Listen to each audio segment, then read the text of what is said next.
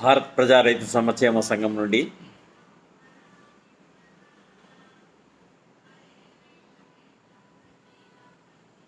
తరతరాలుగా రాయలసీమకు మోసం చేస్తూనే ఉన్నారు.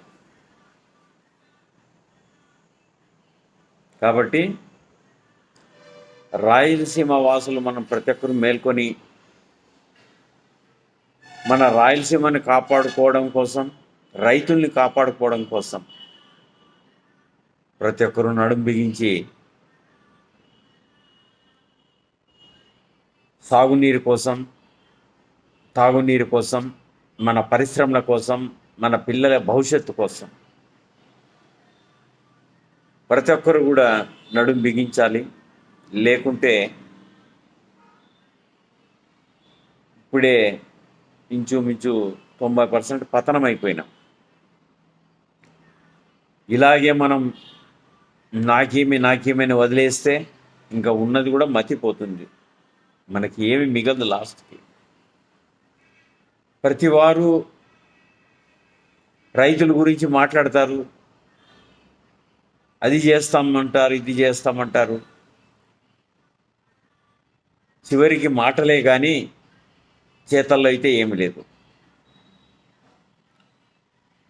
నేను వినంగా ఇంచుమించు 400 టీమ్స్కి సముద్రం పాలైనాయి అంటున్నారు. కానీ మనకు తుంగభద్ర నుంచి వచ్చే నీళ్ళు ఇంతవరకు కాలంలో నీళ్ళు ఇడసలేదు. ఏమి దౌర్భాగ్యం! 2 పంటలకు నీళ్ళు వచ్చేటి మేము పండించేటప్పుడు. ముంగారి ఎడగారికి 2 పంటలకు మేము పండించి ఆ తుంగభద్ర నీళ్ళ వలన ఆ రోజు ఉపాధి హామీ పథకాలు లేవు కాబట్టి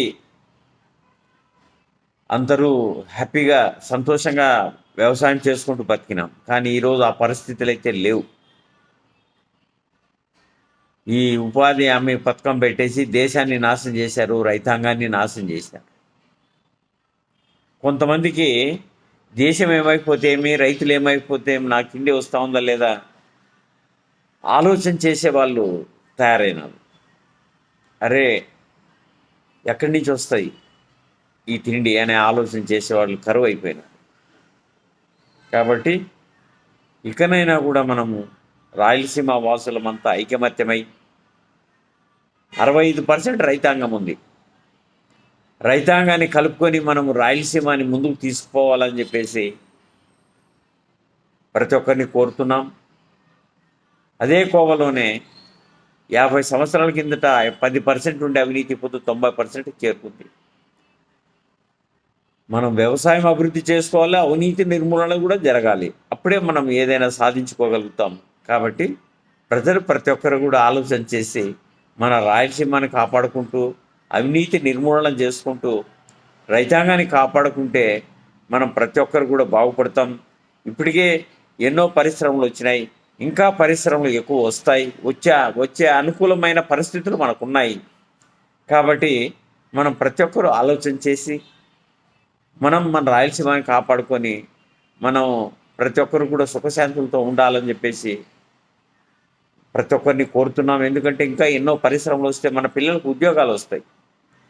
ఇది ప్రతి ఒక్కరు ఆలోచన చేయాలని చెప్పేసి భారత్ ప్రజా రైతు సంక్షేమ సంఘం నుండి రాయలసీమ వాసులకి, రైతులకి అందరికీ నమస్కరిస్తూ సెలవు తీసుకుంటాం.